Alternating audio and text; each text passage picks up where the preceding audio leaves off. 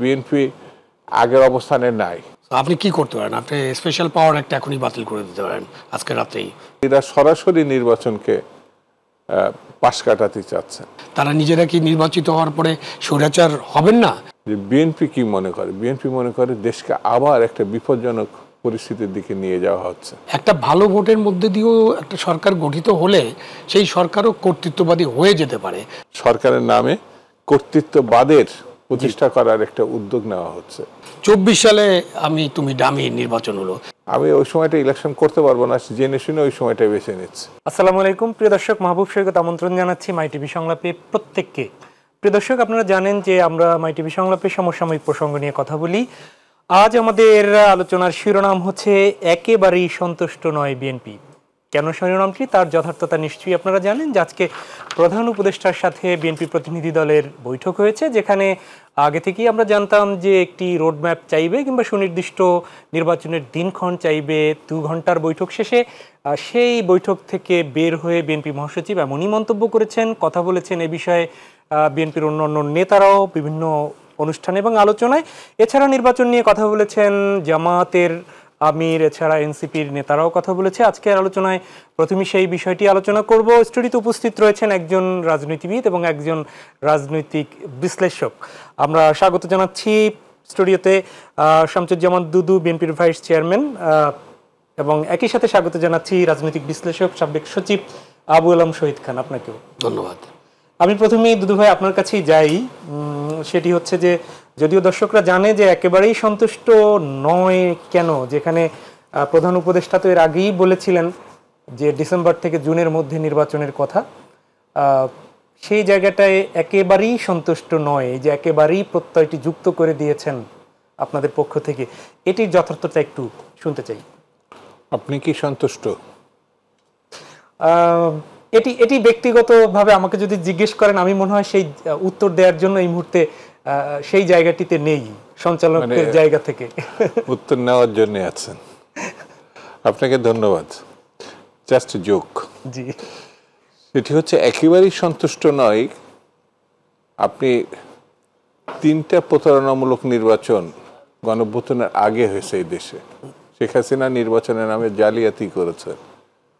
একটি মাত্র পার্শ্ববর্তী দেশ নির্বাচনের পরে পরে যারা গণতান্ত্রিক দেশ হিসাবে সারা বিশ্বে পরিচিত, সেই দেশের রাষ্ট্রদূত ফুলের তোড়া নিয়ে সর্বপ্রথম তৎকালীন স্বৈরতান্ত্রিক শাসনের প্রতীক শেখ হাসিনার বাড়িতে গিয়ে তাকে অভিনন্দন করত।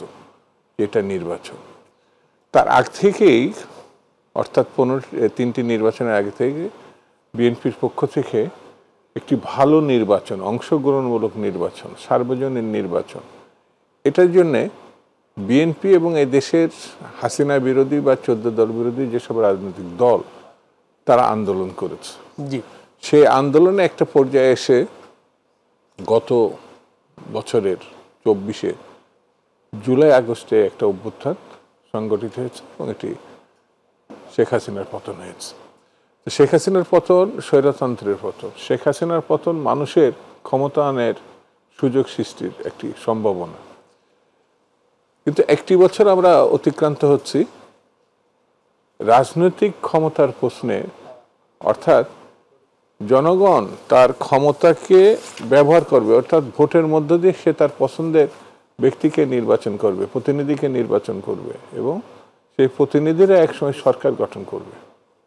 সেইটি যখন হচ্ছে না, সেইটা স্বাভাবিক কারণে প্রশ্ন উত্থাপিত হয়েছে।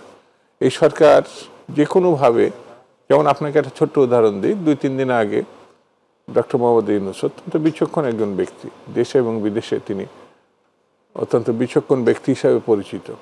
তিনি 3-4 দিন আগে বলেছেন ডিসেম্বরের মধ্যেই, দিনের আলোতে তিনি বলেছিলেন যে ডিসেম্বরের মধ্যে এদেশের নির্বাচন হবে এবং এটি টেলিভিশন, প্রিন্ট মিডিয়া সব জায়গায় আসছে।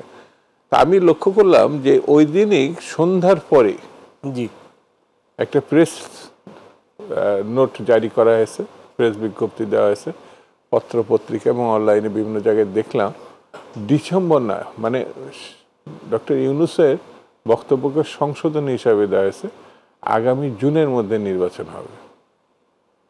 ডক্টর ইউনূস সরকার প্রধান। ডক্টর ইউনূস দেশে বিদেশে পরিচিত। গতকাল আমাদের দেশে দুইজন আমেরিকান দায়িত্বশীল মন্ত্রী এখানে এসেছেন এবং তারা বলেছেন যে কিভাবে দেশ চলবে জনগণই নির্ধারণ করবে, মানে জাস্ট হেডলাইন। তো জনগণই যদি নির্ধারণ করে তাহলে জনগণের প্রতিনিধি নির্বাচনের ক্ষমতা জনগণের হাতে ফিরিয়ে দেওয়া, এর তো বিকল্প নয়। নিশ্চয়ই দেশে এখন গণতন্ত্র আছে, এটা বলা যাবে। গণতন্ত্র পূর্ববর্তী যে পরিস্থিতি সেটা এখন আছে, নির্বাচিত কোনো সরকার এখন দেশে নাই। জি, এটি ডক্টর ইউনূস আলী স্পষ্ট করেছেন, তার সরকার ছাত্রদের সরকার, এটা স্পষ্ট করে বলেছেন। তিনি ছাত্রদের সরকার এবং তারা তাকে নিয়ে এসে বসিয়েছে। এটা শ্রমিকের সরকার না, কৃষকের সরকার না, মধ্যবিত্তের সরকার না, পেশাজীবীদের সরকার না, কোনো রাজনৈতিক দলের সরকার না, একটা ক্ষুদ্রতম একটি গোষ্ঠীর সরকার হিসাবে ডক্টর ইউনূস দাবি করেছেন, করতেই পারেন। ওই রকম পরিস্থিতিতে এখানে আসছে। এর মধ্য দিয়ে আমরা চাইছিলাম যে হাসিনার যে স্বৈরতন্ত্র সেটার পতনটা বাস্তব ভিত্তিক হোক, অর্থাৎ জনগণ ক্ষমতায়নের মধ্য থেকে একটি সরকার গঠন হোক। যে কোনো কারণে হোক একটি গোষ্ঠী নির্বাচনকে আড়াল করার চেষ্টা করছে নানান অজুহাতে। আমার কাছে মনে হয়েছে এই অজুহাতের সঙ্গে দৃশ্যত অদৃশ্যত একটা গত সরকারের নির্বাচন বিরোধী একটা ঘটনার সঙ্গে সাদৃশ্যতা আছে। অর্থাৎ তারা জালিয়াতি করেছেন আর এরা সরাসরি নির্বাচনকে পাশ কাটাতে চাচ্ছেন। তো এটা আমার কাছে খুব ভালো কোনো সিমটম বলে মনে হয়নি, তা আবার ডক্টর ইউনূস সাহেব সরকার প্রধান থাকা অবস্থায়। সেই জন্য যদি আপনি যে কথাটা একেবারেই সন্তুষ্ট নয় বিএনপি, একেবারে সন্তুষ্ট নয়, তারপরে এই কথাটা বলতে যে বিএনপি কি মনে করে, বিএনপি মনে করে দেশকে আবার একটা বিপজ্জনক পরিস্থিতির দিকে নিয়ে যাওয়া হচ্ছে, অর্থাৎ গণতন্ত্রের বাইরে কি করে নিয়ে যাওয়া যায় সেই চেষ্টা হচ্ছে। অনির্বাচিত সরকারের নামে কর্তৃত্ববাদের প্রতিষ্ঠা করার একটা উদ্যোগ নেওয়া হচ্ছে। এটা যদি কেউ বলে তো সরকারের জবাব কি হবে? ধন্যবাদ। আমি আবু আলম শহীদ খান, আপনার কাছে আসি। আপনি সরকারের সাথে কাজ করেছেন, এখানে আসলে এই ব্যাপারে আপনার মতামত চাইবো, কিন্তু সাথে একটু যোগ করে দেই। তা হচ্ছে যে আজকে আইন উপদেষ্টা এই প্রসঙ্গে বলেছেন, মিটিংয়ে তিনি ছিলেন, সেটা হচ্ছে সর্বশেষ কথা হচ্ছে নির্বাচন কবে হবে প্রধান উপদেষ্টাই জানাবেন, এটি বলেছেন। সাথে জুলাই চার্টার প্রস্তুত হলেও আইনগত বিষয় আছে, এটি উনি বলেছেন, সেজন্য সময় লাগবে। এবং ঐক্যমত কমিশনের সাথে মানে যে যে বিষয়গুলো সংস্কার সে বিষয়গুলোর বিষয়ে কথা বলেছে। আপনার কাছে এর বিএনপির এই কমেন্টসের সাথে এটি একটু জানতে চাই, সেটি হচ্ছে আইনগত যে বিষয়গুলো রয়েছে সেই কোন কোন বিষয়গুলোর সময় লাগতে পারে এবং কী ধরনের সময় লাগতে পারে, কোন কোন বিষয়গুলো রয়েছে, একটু যদি আপনার কাছে কি মনে হয়? এটা যদি উনি খোলাসা করতেন তাহলে ভালো হতো, কিন্তু উনি তো বলবেন যে কি কি বিষয়ে আইনগত কিছু করতে হবে। এবং আপনি যদি ধরেন আমরা যদি আলোচনা করতে চাই খোলা মনে, আপনি যদি সংবিধান সংশোধন করতে চান সেটা তো আপনি পারবেন না। তো আপনি কি করতে পারেন? আপনি স্পেশাল পাওয়ার একটা এখনই বাতিল করে দিতে পারেন, আজকে রাতেই, রাত 12টার সময়, বা এখন আমরা কথা বলছি শোনার পরেই উনি বাতিল করে দিতে পারেন। ওনারা ডিজিটাল সিকিউরিটি আইন বাতিল করে দিতে পারেন। এটার জন্য কোনো ঐক্যমত্য দরকার নেই, এটা জাতি অলরেডি ঐক্যমত্যে আছে। কেন অনেক আন্দোলনের মধ্য দিয়ে আমাদের দেশে মোটামুটি বলা হয়েছে যে আমরা কোনো কালাকানুন রাখতে চাই না। তো সেরকম অনেক কিছু আছে যেটা ঐক্যমত্য ছাড়া বা আলাপ আলোচনা ছাড়াই তাদের যে সরকারের কাছে যে দায়িত্ব আছে এবং তাদের কাছে যে সাংবিধানিক বা অন্যান্য আইনের যে ক্ষমতা আছে তারা অর্ডিন্যান্স করে এসব করে ফেলতে পারেন। বাট যখন আপনি সংস্কারের কথা বলবেন তখন সংস্কার নিয়ে তো যে ঐক্যমত্য কমিশন হবে এবং আবার জুলাই চার্টার। এখন আসি আমরা তো জুলাইতে তো নাই রে ভাই, আমি তো আসি এখন এপ্রিল মাসে, এবং সেই জুলাই তো 36 জুলাই অলরেডি গন, 1 বছর হয়ে যাবে আরও 1 মাসের মধ্যে। সো আপনি যখন কোনো চার্টার করবেন তখন যে সময়টায় করবেন সেই সময় চার্টার করবেন। আপনি এটার নাম যে কোনো দিতে পারেন, বাট আপনার নামটা এমন হতে পারে প্রেজেন্ট থাকতে হবে যে বর্তমান পরিস্থিতিতে। এটা হতে পারে যে একটা সংস্কার নিয়ে, কিছু সংস্কার নিয়ে যদি ঐক্যমত্য হয় সেই ক্ষেত্রে আমরা একটা ঘোষণাপত্র তৈরি করতে পারি ঐক্যমত্যের, এবং সেখানে রাজনৈতিক দল যারা আছে মানে কর্তৃত্ববাদী শাসকরা ছাড়া তাদের বাইরে যারা আছেন তারা সবাই মিলে এটা স্বাক্ষর করতে পারেন যদি তারা মনে করেন, কিন্তু সেটা তো আমি বলতে পারবো না। বাট করলে ভালো হয়, একজন নাগরিক হিসেবে আমি এটা মনে করি। এই মনে করার কারণটা কি? মনে করার কারণ হচ্ছে যে আমাদের দেশে মুক্তিযুদ্ধ হয়েছিল 71 সালে, এবং আমাদের লক্ষ প্রাণের বিনিময়ে, আমাদের যে অনেকের সম্ভ্রমের বিনিময়ে তো আমরা মুক্তিযুদ্ধের মধ্য দিয়ে একটা দেশ অর্জন করেছিলাম। সেটাও কিন্তু কিছু স্বপ্ন, কিছু লক্ষ্য ছিল। তা আমরা তো সেই স্বপ্ন লক্ষ্যগুলো বাস্তবায়ন করতে পারিনি। আমাদের দেশেই 90 সালে একটা গণ অভ্যুত্থান হয়েছিল স্বৈরাচার বিরোধী, তখনও একজন স্বৈরশাসক ছিলেন, জেনারেল এরশাদ শাসক ছিলেন। তখন আমরা একটা 3 জোটের রূপরেখা করেছিলাম, এবং 3 জোটের রূপরেখা পরবর্তীতে যে বড় দুটো দল আছে, দুদু ভাইয়ের একটা দল তো আছে, আরেক যে দল তো এখন বিতাড়িত, পালিয়ে গেছে বলতে পারেন, তো তারা এই 3 জোটের রূপরেখাটা অনুসরণ করেনি। যার ফলে নাগরিকদের মধ্যে একটা ধারণা হতে পারে যে ওনারা রাজনৈতিক দল, যারা বৃহৎ রাজনৈতিক দল এবং যাদের খুবই সম্ভাবনা আগামী নির্বাচনের মধ্য দিয়ে দায়িত্ব পাওয়ার, আমি ক্ষমতা বলছি না কিন্তু খেয়াল করেন, দায়িত্ব পাওয়ার যে সম্ভাবনা, সেই তাদের কাছে একটা কথা জানা, এবং তারা কিন্তু ইতিমধ্যে একটা 31 দফা রিফর্ম প্রস্তাব তারা 2 বছর আগেই দিয়েছিলেন। সেটার সাথে এখনকার যে সংস্কার নিয়ে আমরা আলোচনা করছি বেশ কিছু মিল আছে। সুতরাং তারপরেও জনমনে একটা প্রশ্ন থাকে যে তারা কি আসলেই করবেন, তারা নিজেরা কি নির্বাচিত হওয়ার পরে স্বৈরাচার হবেন না? কেন আমরা লক্ষ্য করেছি কি যে ধরেন 90-এর দশকের যে দুটো সরকার, 91, 96, 2001, তারপরে যে 8-এর পরে যে আওয়ামী লীগ ক্ষমতা আসার পরে দুদুভাই যেটা একটু আগে বললেন যে নির্বাচন, 14 নির্বাচন বিনা ভোটে 153 জন 54 জন নির্বাচিত হয়ে গেল, মানে সরকার গঠন হয়ে গেল। 18 সালে আলাপ আলোচনা হলো, ভালো ভোট হবে এটা প্রতিজ্ঞা করা হলো, প্রতিশ্রুতি দেওয়া হলো প্রধানমন্ত্রীর তরফ থেকে, কিন্তু ভোট সব রাতের বেলা হয়ে গেল। 24 সালে তুমি ডামি নির্বাচন হলো। তার মানে গত 3টা নির্বাচনে আমাদের জনগণ ভোট দিতে পারেনি, জনগণের সরকার ছিল না। তো এখন আমরা ওই কারণে মনে করে অনেকেই যে একটা ভালো ভোটের মধ্যে দিয়েও একটা সরকার গঠিত হলে সেই সরকারও কর্তৃত্ববাদী হয়ে যেতে পারে। এখন কর্তৃত্ববাদী বা অগণতান্ত্রিক হবে না, এবং যখনই একটা সরকার অগণতান্ত্রিক হবে এটার অফসোর্স কিন্তু অনেক ঝামেলা, গুম, খুন, হত্যা, নির্যাতন, মামলা, হামলা, মানে কি করে না তখন ক্ষমতায় থাকার জন্য। এর পাশে আছে লুটপাট, মানে বিচার বহির্ভূত হত্যা, অনেক কিছু আছে, এগুলো নিয়ে আমরা অনেক আলোচনা করেছি। তো সেই কারণে জনমনে একটা আশঙ্কা, ভয় থাকতে পারে যে আমরা যে নির্বাচনের কথা বলছি, এই নির্বাচনের মধ্য দিয়ে যারা দায়িত্ব পালন করবেন বা পাবেন তারা কি এইসব করবেন কিনা। সেই কারণে আপনি সংস্কার নিয়ে যে আলাপ আলোচনা হচ্ছে, এটার একটা খুব দ্রুত একটা পরিণতি হওয়া দরকার। এই পরিণতি হওয়ার পরে আমরা একটা ঘোষণা পেতেই পারি সকলের কাছ থেকে, এবং সেই ঘোষণার ভিত্তিতে দ্রুত একটা নির্বাচন হয়ে যেতে পারে। বিএনপি যেভাবে বলছে ডিসেম্বরে একটা নির্বাচন, এটা করাটা খুবই সম্ভব, কারণ আমাদের হাতে এখনও প্রায় 8 মাস সময় আছে।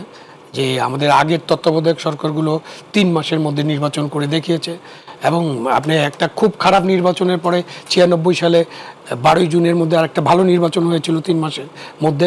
সুতরাং ভালো নির্বাচন করা সম্ভব যদি যারা দায়িত্বে থাকবেন, এখন যারা দায়িত্বে আছেন ডক্টর ইউনূস এবং তার যে উপদেষ্টা মণ্ডলী, তারা যদি সদিচ্ছা থাকে, তারা যদি আন্তরিক হন। এখন উনাদের সদিচ্ছা আন্তরিকতা নিয়ে কিন্তু অনেক ধরনের আশঙ্কা, প্রশ্ন সৃষ্টি হয়েছে। আমি একটু যদি এখানে অ্যাড করি, দুদুভাইয়ের রেফারেন্স, তিনি বলেছেন একটি গোষ্ঠী নির্বাচনকে আড়াল করতে চাচ্ছেন, যদিও দুদুভাই স্পষ্ট করেননি গোষ্ঠীটা কারা। গত সরকারের সঙ্গে সাদৃশ্য দেখতে পাচ্ছেন এই অন্তর্বর্তী সরকারের, দুদুভাই এটি বলেছেন। আপনি কি মনে করেন? না, গত সরকারের সাথে সাদৃশ্য হচ্ছে, উনি তো পরিষ্কার করেছেন, ওনার কথা কিন্তু খুব ক্লিয়ার, ক্রিস্টাল ক্লিয়ার।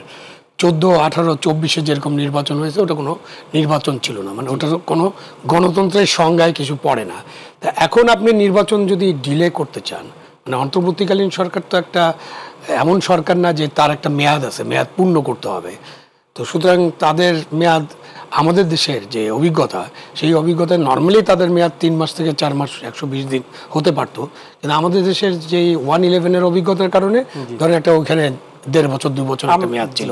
তো ওই কারণে আপনি নির্বাচন যারা পিছিয়ে দিতে চায়, ডিলে করতে চায়, সেইটাকে আপনি তুলনা করতে পারেন যে নির্বাচন যদি না হয়, একটা নির্বাচন হলো তুমি ডামি রাতের ভোট এবং বিনা ভোটের নির্বাচন, আরেকটা নির্বাচন আমি নির্বাচনই করব না, আমি ক্ষমতায় থাকবো।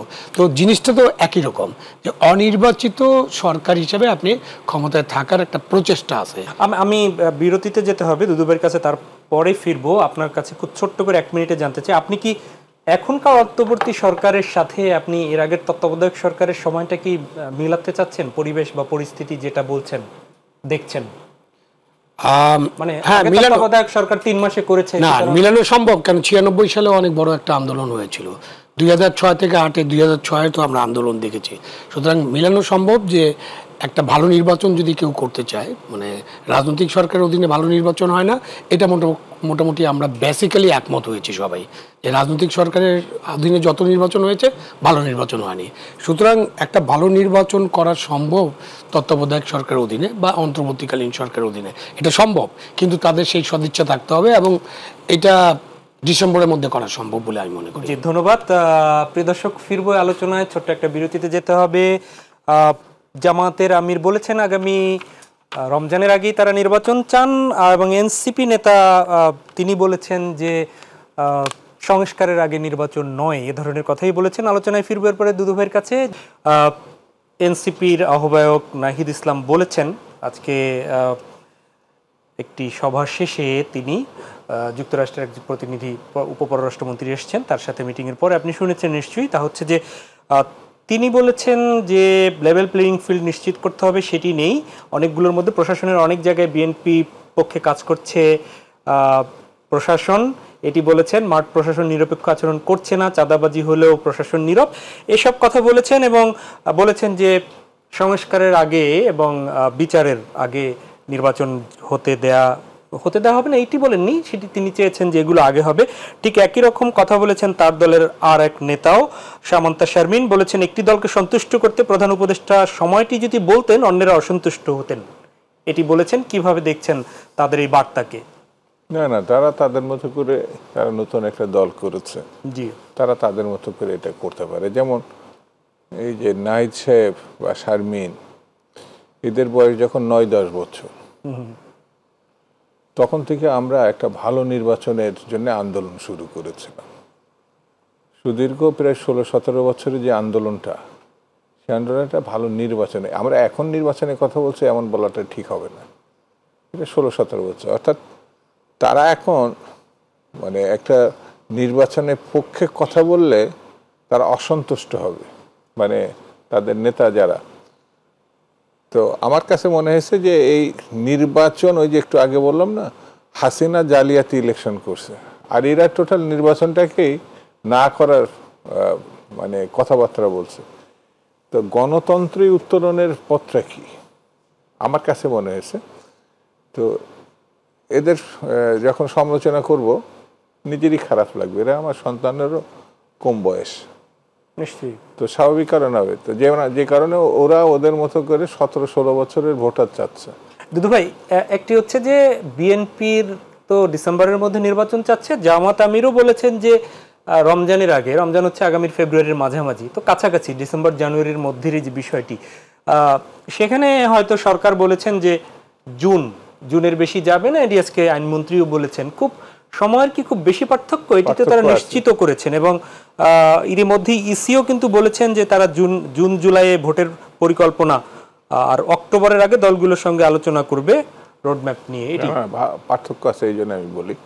আমি একটু আগেই আপনার প্রশ্নের জবাবে বলছিলাম, ডক্টর মোহাম্মদ ইউনূস সাহেব ডিসেম্বরে যখন বললেন, তার পক্ষ থেকে বা তার অফিস থেকে বা তার পরিমণ্ডলের থেকেও একটা আসেন, একটা ওই যে বাসের থেকে কুঞ্চির দর বেশি বলে না, যে ডক্টর ইউনূস সাহেব বলার পরে অন্ধকার রাত্রে আবার একটা প্রেস রিলিজ যাচ্ছে, তো এটা জুনে যাবে।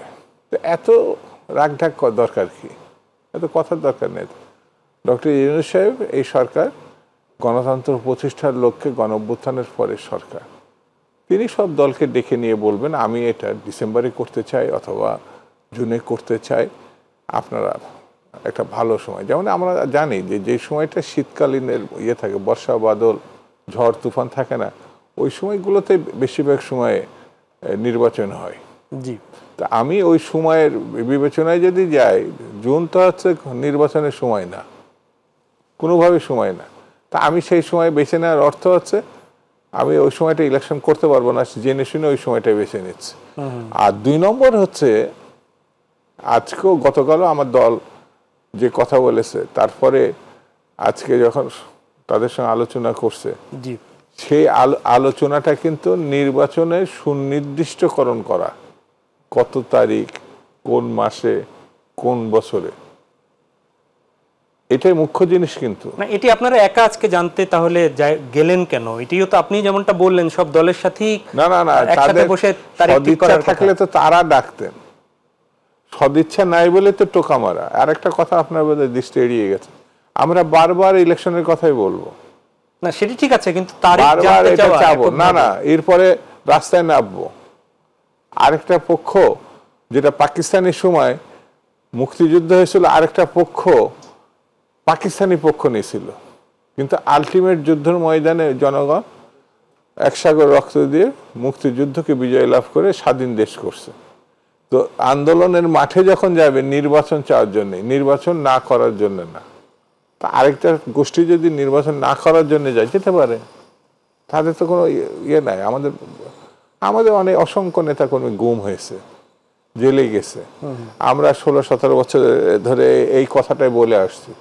সেটার ভয়ের জন্যে আপনার নির্বাচন হবে না। হ্যাঁ, তারা যদি বলে, আড়াই আবডালে বলে, কানে আসে, আমরা নতুন দল করছে, আমাদের তো সময়ের দরকার। হ্যাঁ, সময় দরকার, 5 বছর পর আবার ইলেকশন হবে। তো মানে আপনাদের কি সময়ের দরকার নেই? আপনারা কি প্রস্তুত এখন নির্বাচন আমরা তো ডিসেম্বরে হলে? 14 সালে আপনারা পুরনো রাজনৈতিক দলগুলো কে প্রার্থী হবে, একদম এই যে এখনকার মানুষের, এখন প্রজন্ম যেভাবে নেতৃত্ব চায়, সেই নেতৃত্ব চাওয়ার মতো করে কি আপনাদের রাজনৈতিক নেতারা প্রস্তুত আছেন? এই প্রজন্মকে আমরা জানি তো, জি, আমাদের ছাত্র সংঘ সর্ববৃহৎ ছাত্র সংগঠন, এই প্রজন্মকে আমরা জানি। আমরা জানি বলেই 90 সালে গণঅভ্যুত্থানের পরে, এটাও আমাদের নেত্রী, দেশ নেত্রী বেগম খালেদা জিয়ার নেতৃত্বে ডাকসু আমাদের ছিল, ছাত্রদল আমাদের ছিল। আমরা সেই সময় জানতাম যে শেখ হাসিনা কলকাতার বিমানবন্দরে বলেছিলেন সাংবাদিক প্রশ্ন, 10টা সিট পাবে বিএনপি, বেগম জাদু 10টা। তা আমরা জানতাম আমরা জয়লাভ করব, কারণ আমাদের সঙ্গে মানুষের যোগাযোগটা ছিল। ঠিক তেমনি এই দেশে কেয়ারটেকার আন্দোলনটা করছে শেখ হাসিনা, কিন্তু আইনটা করেছে বেগম খালেদা জিয়া, যেটা 15 ফেব্রুয়ারি নির্বাচনে পার্লামেন্ট গঠিত হয়েছে। সব থেকে এখনো পর্যন্ত আওয়ামী লীগ সেই নির্বাচন, ওই পার্লামেন্ট মানে না, তাদের বুদ্ধিজীবীরা মানে না, কিন্তু সেই পার্লামেন্টে যে আইন পাশ হয়েছিল সেটাও তারা মানে, এবং ওই মানার মধ্যে দিয়ে তারা 25 না 21 বছর পরে ক্ষমতায় আসছিল। বেগম জিয়া এই দৃষ্টান্ত রাখছে, ক্ষমতা ছেড়ে বিরোধী দল হয়েছে, নির্বাচনে গিয়ে পরাজিত হয়েছে, কিন্তু তারপর এটা মারছে। হাসিনার মতো পালিয়ে যাওয়া লাগে না। সে তো আজকে যারা নির্বাচনের বিরোধিতা করছে, আমি মনে করি যে কোনো জাতির গণঅভ্যুত্থান পরবর্তীতে একটা অংশ নয় নেতৃত্ব হিসেবে জাতির ক্ষেত্রে বিবেচিত হয়। 69 হয়েছে, 90 হয়েছে। আমি ব্যক্তিগতভাবে ছাত্র রাজনীতি থেকে আসা তো, যে 90 এই কিছু 24-এর পরে বোধহয় একটা আসবে, কিন্তু 24টা এতটাই বিতর্কিত হয়েছে, যার মানি ব্যাগ ছিল না পকেটে, তার মানি ব্যাগ শুধু হয়নি, তার বিশাল অফিস। এখন যে বাসে করে বাড়িতে যেত, সে এখন 150-200 গাড়ি নিয়ে যাচ্ছে, যেটা আমাদের রাজনীতিতে ছিল না। আমাদের একেবারে দলগতভাবে নিষিদ্ধ করা হয়েছে, কোনো রকম মানুষের কষ্ট হয় এরকমভাবে গাড়ি নিয়ে মিছিল করা যাবে না। সেই জন্য আমার মূল প্রশ্ন হচ্ছে যে, আমি মনে করি নতুনদের রাজনীতি, আমার অভিনন্দন জানাইছি তো তাদের, কিন্তু নির্বাচনকে যদি ভয় পায়, নির্বাচন করে শেখ মুজিব 3য় শ্রেণীর থেকে 1 নম্বর নেতা হয়েছিলেন 70 সালে, আর মৌলানা ভাসানী বলছিলেন ভোটের আগে ভাত চাই, পিছনে পড়ে গেছিলেন। সেই সময় মৌলানা ভাসানী 1 নম্বরে ছিলেন। আজকেও এনসিপিকে আমি বলবো, তারা তরুণ, তাদেরকে চ্যালেঞ্জ নিতে হবে, যেন গণঅভ্যুত্থানে চ্যালেঞ্জ নিছিল, এটা হচ্ছে গণঅভ্যুত্থান, এটা নির্বাচন। আমি তৈরি না বলেই, মানে যে যে কথাবার্তা এখন বলছে, সেটি আমার মনে হয় তারা আরো পিছিয়ে যাবে। সেই জন্যে এখন যত তাড়াতাড়ি সম্ভব, এই যে আমাদের শহীদ ভাইকে ধন্যবাদ দিই, সরকার ভালো কাজ করতে হলে পারে, এই জন্য সংবিধান হয় না। উনি তো একেবারে স্পষ্ট করে 2টো আইন দেখালো, কালা কানুন বাতিল করবো, কিন্তু আমাদের আইনমন্ত্রী কিভাবে, ওই যে স্বরাষ্ট্রমন্ত্রীটা আমি ধন্যবাদ দিই যে উনি মনের কথাটা মনে রাখে নাই, 5 বছর জনগণ চাই এই কথাটা বলে ফেলছে, আমি তাকে ধন্যবাদ দিই। এটাই সরকারের কথা। আমি একটু বললাম শহীদ খান, আপনার কাছে ফিরি, একটু চার্টার নিয়ে বা সনদ নিয়ে কথা। আজকে যে বিষয়গুলো রাজনৈতিক দল ঐক্যমত হবে সে বিষয়ের সনদে রাজি বিএনপি, যদিও এনসিপির পক্ষ থেকে বলা হয়েছে জনগণ জানাবে কোন কোন বিষয়ে তারা একমত, জনগণ জানাবে, আর তারা বলেছে রাজনৈতিক দলগুলো। আপনি রাজনৈতিক বিশ্লেষক হিসেবে এই দুটোকে কিভাবে ব্যাখ্যা করবেন? আপনার কাছে কি ব্যাখ্যা আছে? দেখেন, জনগণ জানাবে এটা খুব ভেগ বিষয়। জনগণ কিভাবে জানাবে?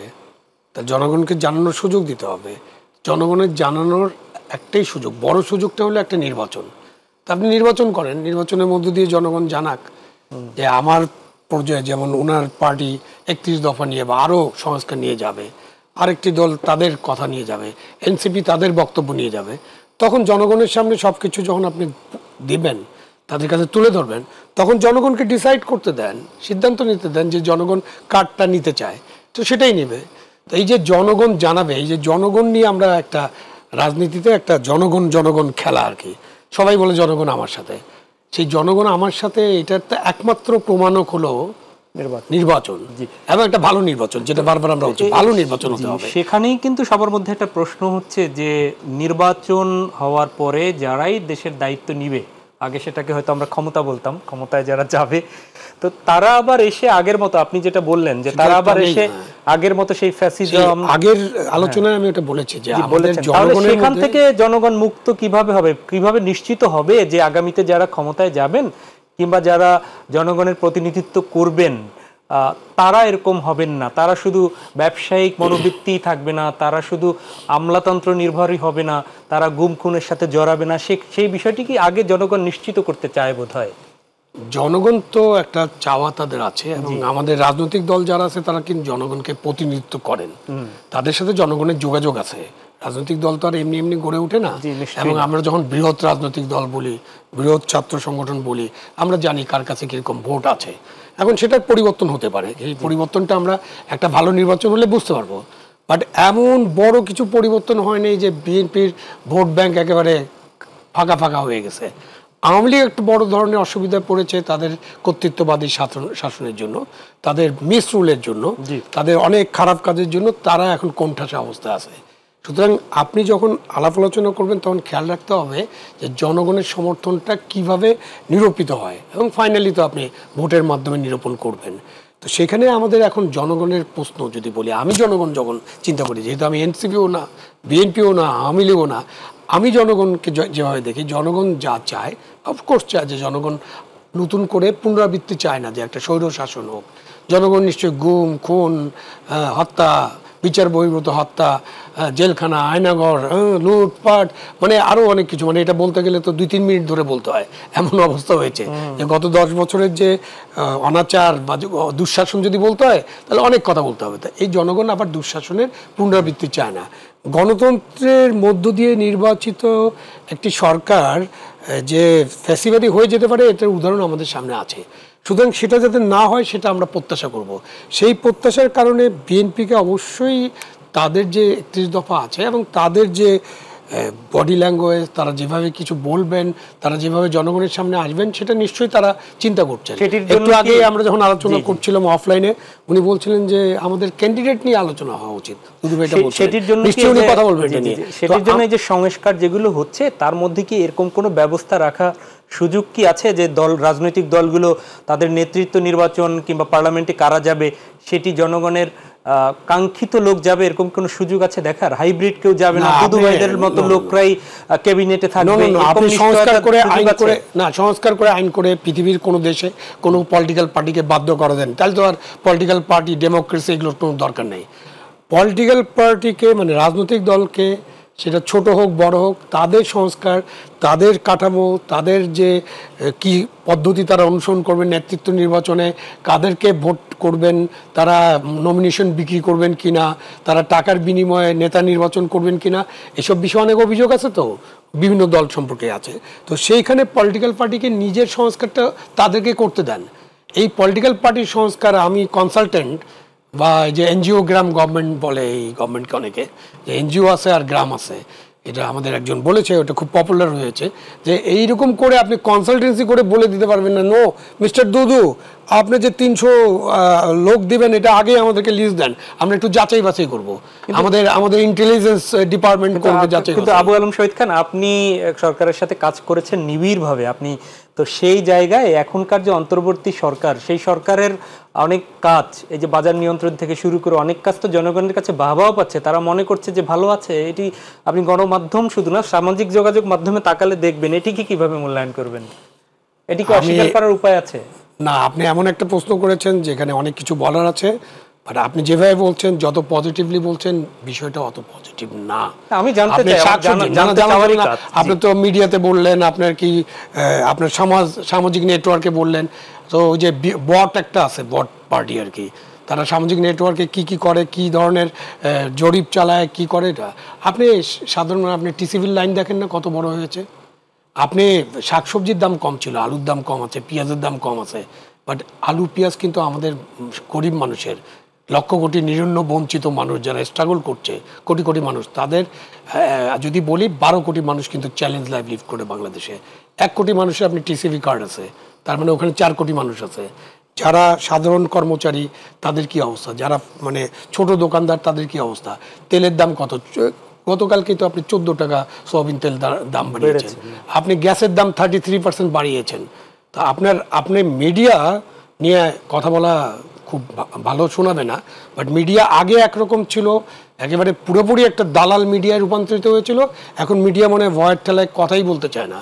তা আপনি এই যে 33% গ্যাস প্রাইস বাড়ছে, আপনার সোয়াবিন তেলের দাম বাড়ছে, এগুলো বলতে হবে না? আপনি কি গরু মাংসের দাম কি কমে গেছে নাকি? মুরগির দাম কমে গেছে, ডিমের দাম কমে গেছে, প্রোটিনের দাম কমে গেছে, মাছের দাম কমে গেছে। আমরা কিন্তু এটি নিয়ে কথা বলেছি, গতকালকেও বলেছি এবং প্রতিবেদনও হচ্ছে। তাহলে কিন্তু এটা ঠিক না যে জনগণ খুব আরামে আছে। অর্থনৈতিক অবস্থা দেশের ভালো না, এটা হলো আসল কথা। আপনি ভালো করার চেষ্টা করতে পারেন, চেষ্টা চলছে। হ্যাঁ, এবার একটা জিনিসের জন্য ক্রেডিট দিতেই পারেন, ক্রেডিট তো দিতেই হবে, কিছু ভালো কাজ, যেমন এইবার সিন্ডিকেশন হয়নি রমজান মাসে, যেটাতে আমার চিনির দাম, সোয়াবিন তেলের দাম এবং অন্যান্য জিনিস, ছোলার দাম, খেজুরের দাম যেভাবে গত কিছুদিন মানে কয়েকটা বছর আমরা দেখেছি, ওটা হয়নি। Thank you very much. But আপনি জনগণের কাছে, জনগণের ক্রয় সীমার মধ্যে জিনিসপত্রের দাম নিয়ে যাওয়ার ব্যাপারে সরকার এখন পর্যন্ত তেমন কোনো বড় ব্যবস্থা নিতে পারেনি। আপনি আইন শৃঙ্খলা পরিস্থিতির অবস্থা কি? আপনি যখন তখন মব সৃষ্টি হচ্ছে, মব তৈরি হচ্ছে। আপনি বৈশাখের মধ্যে কি বৈশাখী জিয়াফত নামে একটা গরু দেখলাম যে ট্রাকে করে এনে গরু জবাই করবে ইউনিভার্সিটিতে যায়, এটা কি?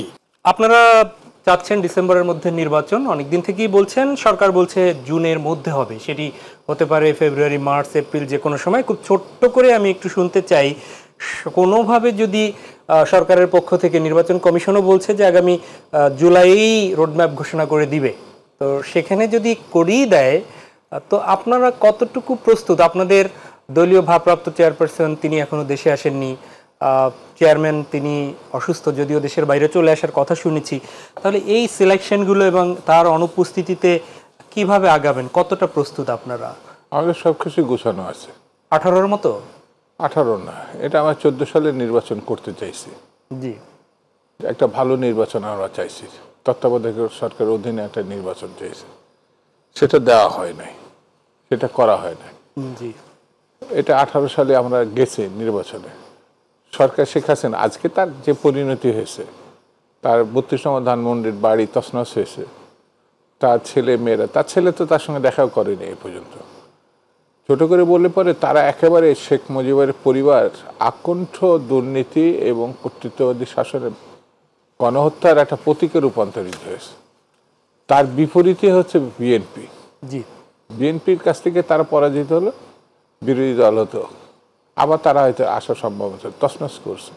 তো সেই কারণে এখন বিরোধী দল কারা হবে নির্বাচন হলে? না, সেটা জনগণ নির্ধারণ করবে, এটা কোনো রাজনৈতিক দল নির্ধারণ করে না। আপনারা তো রাষ্ট্র ক্ষমতা বা রাষ্ট্র পরিচালনার দায়িত্ব পাচ্ছেন, এটি তো নিশ্চিত নাকি? এটা আমি এখন বলবো না। তো ভয় পাচ্ছে এনসিপি, ভয় পাচ্ছে অন্য রাজনৈতিক দলগুলো যে বিএনপি আসবে।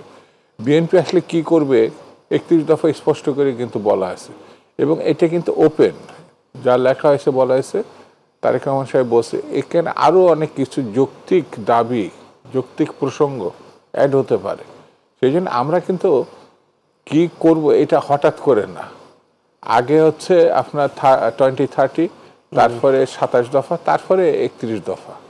তো স্বাভাবিক কারণে আমার কাছে মনে হয় যে প্রস্তুতির নির্বাচনের জন্য একটা রাজনীতি, যেমন আওয়ামী লীগ তো তছনছ করতে চাচ্ছে বিএনপি, অফিস থেকে শুরু করে আমাদের ইলিয়াস আলী, চৌধুরী আলম সহ অসংখ্য নেতা কোনো গুম হত্যা শিকার হয়েছে, শহীদ হয়েছে।